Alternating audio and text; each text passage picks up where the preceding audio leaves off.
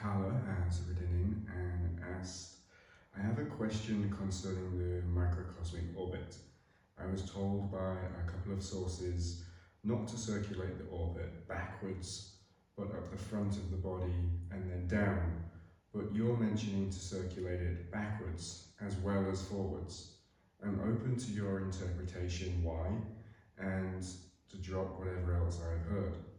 I've been feeling the chi and orgasmic energy for years. My usual practice is breathing it up the spine and down the front of the body. What Carla's talking about is in a recent video in the microcosmic orbit.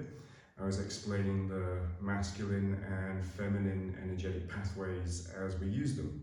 So this basically means that in our spine is a tube of white light, of prana. It's like a lingam, it's very phallic and erect, it's just consciousness, pure energy.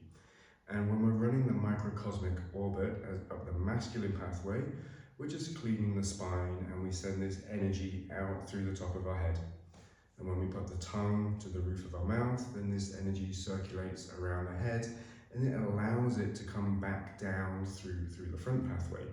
So what we're covering now is more in the advanced practices, but since Carla asked, we can do some of that here. In everything we're learning to do, we're working with duality, non-duality, polarity. We have to see energy both ways.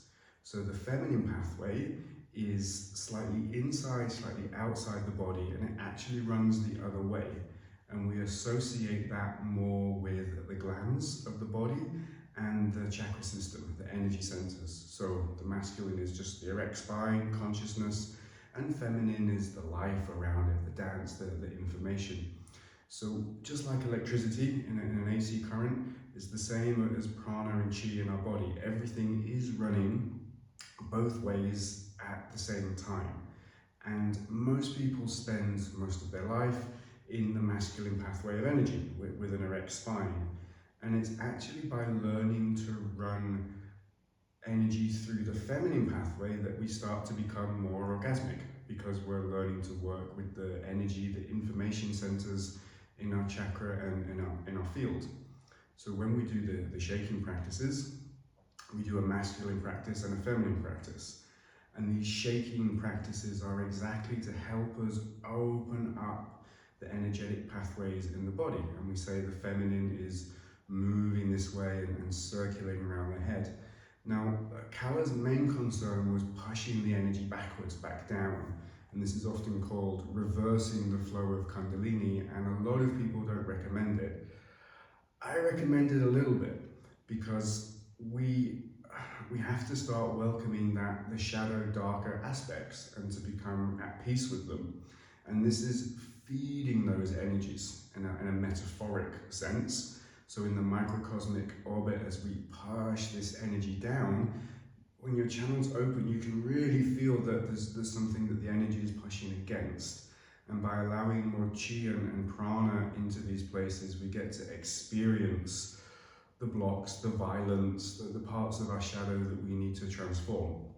So this is one reason to physically run it backwards, but try everything out for yourself is the best advice. If somebody says don't do it, it's not going to kill you if you try. So 80–70% of the time, do it the way you're comfortable, and the other 20 or 30, just try something new and notice those effects in your body.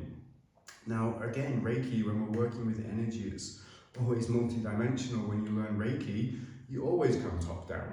You always start at the crown and you're bringing universal energy down through the body and you're cleaning this way.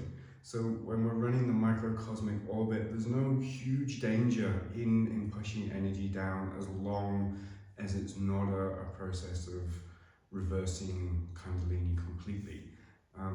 There is a lot more to say on this topic, and it is the basis of all the advanced trainings and bringing these non-dual perspectives into energy work. And that is not really something we learn with our mind, but we have to start there.